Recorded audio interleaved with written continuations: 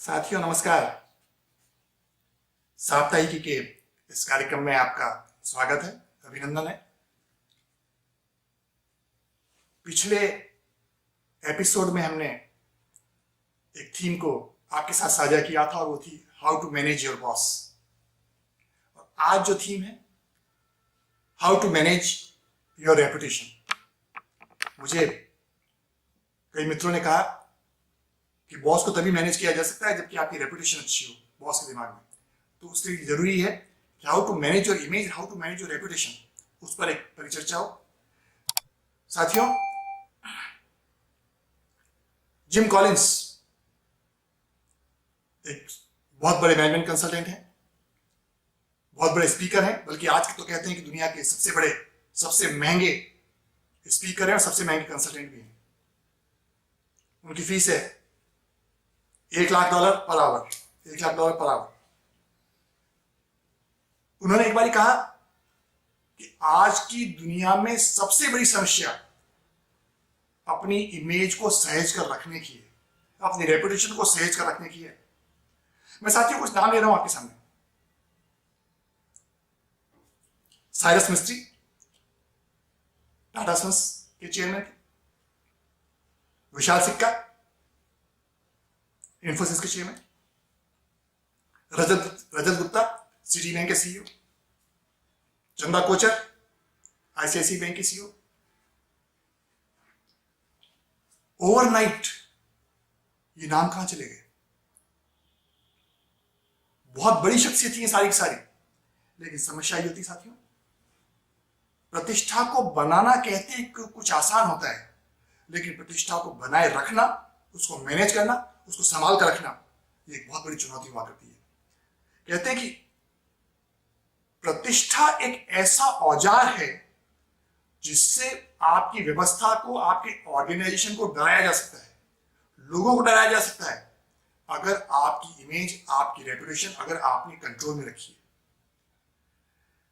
और अगर आपने अपनी रेपुटेशन को कंट्रोल में नहीं रखा, इमेज को कंट्रोल में नहीं रखा, तो फिर वही हाल होता है जो कि मैंने कुछ व्यक्तियों के नाम लेकर के आपको बताया। कहते हैं कि बॉस के सामने, ऑर्गेनाइजेशन के सामने आपकी चमक बरकरार रहनी चाहिए। और आपकी चमक का मतलब है आपकी इमेज, आपकी प्रतिष्ठा की चमक।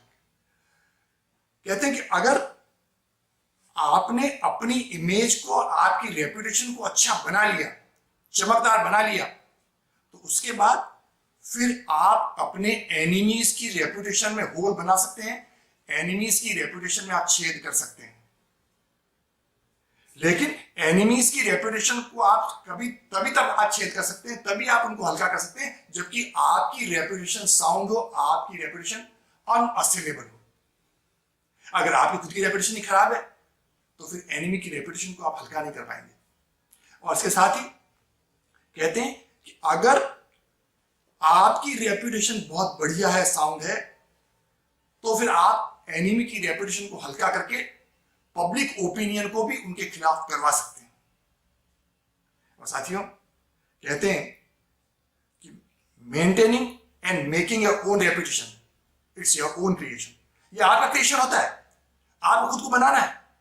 और अगर आप इस रेपुटेशन को क्रिएट नहीं कर सकते, मैनेज नहीं कर सकते, मेंटेन नहीं कर सकते, तो सिस्टम में आपको कोई बचा नहीं पाएगा। और इसीलिए कहते हैं कि आपकी रेपुटेशन आपकी अपीयरेंस की कमी को दूर कर सकती है। कहते हैं कि अगर आपकी अपीयरेंस में कोई कमी, मान लीजिए आपकी पर्सनैलिटी में कोई कमी है, कई लोग होते हैं कुछ नाटे होते हैं, कुछ दुबले होते हैं, कुछ पतले होते हैं, अगर आपकी अपीयरेंस में किसी भी तरह की कमी है, उस कमी को आप अपनी रेपुटेशन से दूर कर सकते हैं। आपकी अगर साउंड रेपुटेशन है तो वो आपकी अपीयरेंस की कमी को दूर कर देगी। मैं आपको कुछ लोगों के नाम ले रहा हूं। चाणक्य हैं, सोक्रेटिस हैं, प्लेटो हैं, महात्मा गांधी हैं। अगर इन लोगों की फिजिकल अपीयरेंस को देखा जाए तो इतनी कोई बढ़िया अपीयरेंस नहीं थी, लेकिन इन लोगों की रेपुटेशन इतनी बढ़िया थी कि दुनिया ने इनकी अपीयरेंस पर ध्यान नहीं दिया। इसीलिए साथियों, आपकी रेपुटेशन इतनी चमकदार होनी चाहिए कि आपकी अपीयरेंस के बारे में लोग चर्चा ना करें। और इसके साथ ही कहते हैं कि जब आपकी रेपुटेशन अच्छी होती है तो आपकी पावर, पर्सनैलिटी की पावर बढ़ जाती है। और जब आपकी पर्सनैलिटी की पावर बढ़ती है तो आपकी स्ट्रेंथ डबल हो जाती है। आपकी पावर बढ़ी और आपकी स्ट्रेंथ डबल होगी, और जब आपकी स्ट्रेंथ डबल होती है तो आपकी रेपुटेशन को बराबर इंक्रीमेंटल इफेक्ट से वो बढ़ाई चली जाती है। अब क्वेश्चन ये कि आपकी रेपुटेशन को आप कैसे चमकाएंगे। कहते हैं कि एक आउटस्टैंडिंग क्वालिटी आप डेवलप कर लीजिए, एक आउटस्टैंडिंग क्वालिटी आप डेवलप कर लीजिए और वो आपकी रेपुटेशन को बढ़ाने में, चमकाने में मददगार हो जाएगी। आप अच्छे कम्युनिकेटर बन जाइए, अच्छे राइटर बन जाइए, अच्छे नेगोशिएटर बन जाइए, अच्छे अकाउंटिंग एक्सपर्ट बन जाइए। आपकी एक क्वालिटी, शख्सियत का एक कोना आप भयंकर रूप से चमका दीजिए, और जब आप चमका देंगे लोग आपके बारे में बातें करेंगे, लोग आपके बारे में बातें करेंगे, और जिस तरह से जंगल में आग फैलती है उस तरह से आपकी रेपुटेशन आपकी शख्सियत को जंगल की आग की तरह से फैलाएगी। बस एक एरिया आपका चमका दीजिए, और जब वो एक एरिया चमके तो ऐसा चमके कि जिस तरह से सूरज चमकता है उस तरह से ब्रह्मांड में आपकी चमक जब होगी तो लोग आपकी बातें करेंगे, दुनिया में आपकी चर्चा होने लग जाएगी। और इसीलिए कहते हैं कि आपकी रेपुटेशन एक ऑरा बनाती है, आपकी रेपुटेशन एक ऑरा बनाती है, और जब वो ऑरा बन जाएगा तो लोगों को डराएगा, आपके शत्रुओं को डराएगा, आपके बॉस को डराएगा। और जब भी कोई आदमी आपसे बात करेगा पहले सोच करके, होमवर्क करने के बाद में आपसे बात करेगा। क्यों? क्योंकि आपके पास आने से पहले आपका ऑरा उस व्यक्ति से बात करने लग जाएगा। कई लोगों की एक ऐसा ऑरा डेवलप हुआ, उस ऑरा के सहारे उन्होंने कई जंग जीती जिंदगी की। कहते हैं सेकेंड वर्ल्ड वॉर में एक जर्मनी के जनरल थे, जनरल रोमेल। उनका ऑरा, उनकी पर्सनालिटी, उनकी शख्सियत इतनी जबरदस्त थी कि अफ्रीका में उनका डेपुटेशन था। उनसे 4-4, 5-5 गुना बड़ी ब्रिटिश आर्मी कई बार कई एरिया में, कई मैदानों में जंग हार गई सिर्फ उनके ऑरा की वजह से। और कहते हैं कि एक बार ब्रिटिश आर्मी को जब भी पता लगता है कि इस पर्टिकुलर एरिया में जनरल रोमेल नेतृत्व कर रहे हैं, तो कहते हैं कि ब्रिटिश आर्मी पहले से मानसिक रूप से हार जाया करती थी। तो वो था एक ऑरा। यही ऑरा इंडियन आर्मी में जनरल मानेकशॉ का था। जब 68 की वार में चाइना के खिलाफ उन्होंने नाथुला में जब एक लिमिटेड वॉर किया, उनका ऑरा था। 1971 में जब बांग्लादेश का वार हुआ, उनका ऑरा था। और उनका ऑरा इतना जबरदस्त था कि पाकिस्तान की 90,000 सेना ने आत्मसमर्पण कर दिया। मुझे आज भी मालूम है, मैं छोटा बच्चा था, पूर्वी पाकिस्तान में पाकिस्तान की सेना की कमान जनरल नियाजी के हाथ में थी।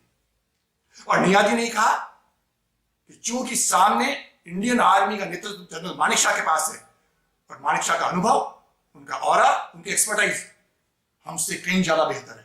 और उसी ऑरा ने जनरल नियाजी को मजबूर कर दिया आत्मसमर्पण करने के लिए। साथियों, एक बात और बताऊं कि जब आपकी रेपुटेशन सॉलिड हो जाए, क्योंकि रेपुटेशन को सिर्फ बनाना नहीं है, उसको मैनेज भी करना है, उसको मेंटेन भी करना है। तो जब आपकी रेपुटेशन सॉलिड हो जाए तो फिर आप अपने शत्रुओं की छोटी छोटी बातों पर कमेंट मत कीजिए। जब आपका कद जब 4 इंच बढ़ गया तो आपके एनिमी की बातों को आप उनको कॉग्निजेंस लेकर के, उनको रेस्पॉन्ड करके, उन पर कमेंट करके आप फिर अपने कद को छोटा कर देंगे। जब आपका कद बड़ा हो जाए तो फिर एनिमी की छोटी छोटी बातों पर न तो आप नाराजगी जाहिर कीजिए, ना किसी तरह का कमेंट कीजिए।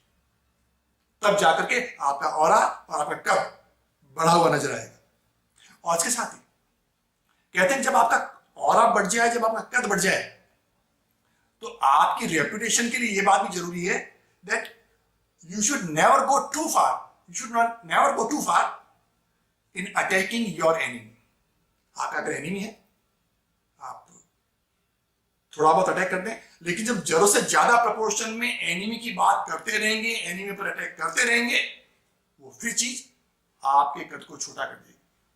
क्यों? क्योंकि आपका कद इतना बड़ा होना चाहिए, हर कोई व्यक्ति चाहे किसी भी तरह का एनिमी हो, उसको आप ज्यादा तरजीह ना दें। लोगों के आकर्षण का केंद्र आपको बनना पड़ेगा।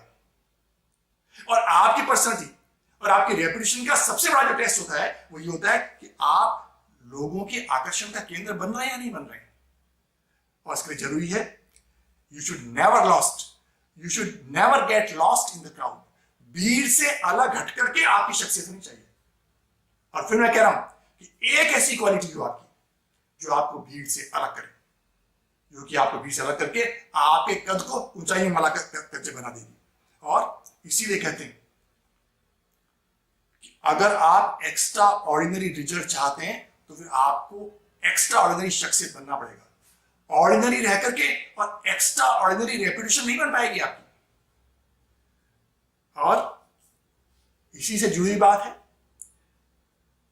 कि your personality must be attention seeking personality. लोगों का अटेंशन आपकी तरफ है, लोग आपके बारे में सोचें, लोग आपके बारे में चर्चा करें, लोग आपकी चमक से प्रभावित हों। और इसके लिए साथियों जरूरी है कि आप गुमनामी में ना रहें। कई बार डिबेट होती है कि आदमी की रेपुटेशन के लिए गुमनामी ज्यादा बेहतर है या बदनामी ज्यादा बेहतर है। कई एक्सपर्ट कहते हैं कि गुमनामी से बदनामी ज्यादा बेहतर होती है। वो इसलिए कि कहीं कहीं आप अटेंशन सीकिंग पर्सन ही आपको बनना पड़ेगा, लोग आपके बारे में चर्चा करें। और इसके लिए अगर आप पर पर्सनल अटैक भी होते हैं then you must accept those personal attacks. कहते हैं it is better to be attacked than to be ignored. अगर आपको दुनिया अटैक कर रही है अच्छी बात है, बजाय इसके कि लोग आपको इग्नोर करें। आपकी रेपुटेशन अगर लोग अटैक करते हैं तो बढ़ जाएगी, कोई दिक्कत नहीं है। लेकिन इसके बजाय आप गुमनामी में रहें, लोग आपको इग्नोर करें, वो आपकी रेपुटेशन नहीं बढ़ा पाएगा। और इसलिए कहते हैं इसके साथ ही एक महत्वपूर्ण बात है कि जब आपकी रेपुटेशन बन जाए, जब आपकी इमेज बन जाए, तो उसको हमेशा रिन्यू भी करते रहिए, उसको अपडेट भी करते रहिए। डाइवर्स फील्ड में जाकर के लोगों को अपनी चमक बराबर बताते भी रहिए। दो समकालीन वैज्ञानिक थे, एडिसन और टेस्ला। टेस्ला का काम भी बड़ा जबरदस्त था, बल्कि कई लोग तो कहते हैं कि Tesla was much more knowledgeable then Edison. लेकिन अपने हर एक्सपेरिमेंट को, हर प्रयोग को, हर आविष्कार को एडिसन ने इतना जबरदस्त तरीके से चमकाया, इतनी जबरदस्त तरीके से पब्लिसिटी की कि लोग उसको याद रखने लगे। और टेस्ला की किसी ने चर्चा भी आज तक नहीं की। तो आपकी जब इमेज बन जाए तो आपको अपनी इमेज को डाइवर्सिफाई कैसे करना है, उसको पब्लिसाइज कैसे करना है, ताकि लोग आपको याद करें, लोग आपकी चर्चा करें, वो सबसे बड़ी बात होती है। और साथियों एक बात और बताऊंगा कि अगर आपकी लो पोजीशन है, अगर आपकी पोजीशन थोड़ी हल्की है, तो फिर एक दूसरी चीज हो सकती है कि if you have the low position then attack the most visible. अगर आप अपनी रेपुटेशन को और बढ़ाना चाहते हैं और अगर आपकी पोजीशन हल्की है, तो जो मोस्ट विजिबल पर्सनैलिटी है उस पर अटैक चालू कीजिए। 2014 के चुनाव में कुमार विश्वास ने रायबरेली से प्रियंका गांधी के अगेंस्ट में चुनाव लड़ लिया। दोनों का कोई मैच नहीं था, लेकिन जो है मोस्ट विजिबल पर्सनैलिटी के सामने कुमार विश्वास ने चुनाव लड़ा, कुमार विश्वास चर्चा में आ गए। लेकिन उसके लिए जरूरी है कि फिर आप में कुछ क्वालिटीज भी होनी चाहिए, आपकी शख्सियत भी अच्छी होनी चाहिए। और एक बात और बताऊं साथियों, अगर आप अपनी इमेज को सिस्टम में बरकरार रखना चाहते हैं तो कहते हैं कि too much circulation makes your price down. हर जगह जब आप पहुंचने लग जाएंगे, हर जगह जब आप दिखने लग जाएंगे, और जब बहुत नीचे वाले हल्के लेवल पर आप आने लग जाएंगे, आपकी प्राइस डाउन हो जाएगी। इसीलिए कहते हैं कि प्यार भूख से नहीं मरता है, प्यार भूख से नहीं मरता है, प्यार बदहजमी से मर जाता है। कहते हैं कि love never dies out of starvation but it dies out of indigestion. जब बहुत ज्यादा लड़का लड़की मिलते हैं तब प्यार टूट जाता है। अगर आप अपनी इमेज को अच्छी तरह से बनाए रखना चाहते हैं तो आपकी अपीयरेंस, आप कहाँ मिलते हैं, किन लोगों से मिलते हैं अपने संगठन में, बहुत सोच विचार कर लिए, बहुत सोच विचार कर आप घूमिए, बहुत सोच विचार कर आप संगठन में अपनी एक्टिविटीज को शुमार कीजिए और आप अपनी वैल्यू को स्कैरसिटी के थ्रू बढ़ाइए। जब भी आप ऑर्गेनाइजेशन में मूव करें तो लोगों को लगे कि आज ये शख्सियत आई है। जब आप बोले तो लोगों को लगे कि हाँ, जब ये आदमी बोलेगा तो लाख रुपए की बात बोलेगा, तो वो आपकी वैल्यू बनेगी, तो वो आपकी इमेज को बढ़ाएगी। कहते हैं साथियों कि सम्राट जैसा सम्मान पाने के लिए आपको सम्राट जैसा व्यवहार करना पड़ता है। अगर आप सम्राट जैसा व्यवहार नहीं कर सकते, अगर सम्राट जैसी एक्टिविटीज आप नहीं कर सकते, तो फिर सम्राट जैसा सम्मान भी आपको नहीं मिलेगा, सम्राट जैसी रेपुटेशन भी आपको नहीं मिलेगी। कहते हैं कि स्पेन की महारानी ने जब कोलंबस को दुनिया की यात्रा पर भेजने की पेशकश की तो कोलंबस ने कहा कि मेरी एक शर्त है, मैं बहुत बड़ी मुहिम पर जा रहा हूं, इसलिए मुझे एडमिरल का खिताब मिलना चाहिए, मतलब सेनाध्यक्ष के बराबर का। और चूंकि उसकी शख्सियत बढ़िया थी, उसको एडमिरल का खिताब दिया गया। तो साथियों, कहते हैं कि आपको अपनी कीमत खुद तय करनी पड़ेगी, आपकी प्रेस्टीज को आपको खुद को बनाना पड़ेगा। और जब आप अपनी प्रेस्टीज को खुद बनाएंगे तो उसके बाद आपकी वैल्यू बढ़ेगी, लोग आपकी चर्चा करेंगे, और जब लोग आपकी चर्चा करेंगे तो आपकी इमेज आने वाले एक लंबे समय के लिए आपके सिस्टम में, ऑर्गेनाइजेशन में अक्षुण्ण बनी रहेगी। तो साथियों, आज के समय में कहते हैं कि पैसा कमाना और प्रतिष्ठा कमाना ये कठिन नहीं है, कठिन है उस पैसे को बचा के रखना और उस प्रतिष्ठा को बचा करके रखना, उसको मैनेज करना। तो साथियों, आज का जो हमारा एपिसोड था वो इसी बात को हमने केंद्रित रखा कि आपकी जो प्रतिष्ठा है उसको कैसे बचाया जा सके, कैसे मेंटेन किया जा सके, कैसे मैनेज किया जा सके। क्यों? क्योंकि जो मैंने उदाहरण आपको बताया, बड़ी से बड़ी ऊंचाइयों पर आदमी पहुंचता है, लेकिन सबसे बड़ी समस्या ये आती है कि ऊंचाइयों पर पहुंचने के बाद में उस ऊंचाई पर बने रहने का जो समय होता है वो बहुत थोड़ा समय होता है, उसके बाद वो आदमी धड़ाम से नीचे गिर के आता है। हम चाहते हैं कि ऊंचाइयों पर, जब प्लेटो पर आप पहुंच जाएं, तब उस पर एक लंबे समय तक आपकी प्रतिष्ठा, आपका नाम बरकरार बना रह सके। यही आज की हमारी टॉक का उद्देश्य था। साथियों, आने वाले समय में अगले सप्ताह फिर एक नए विषय के साथ आपके समक्ष उपस्थित होऊंगा। तब तक के लिए धन्यवाद, नमस्कार।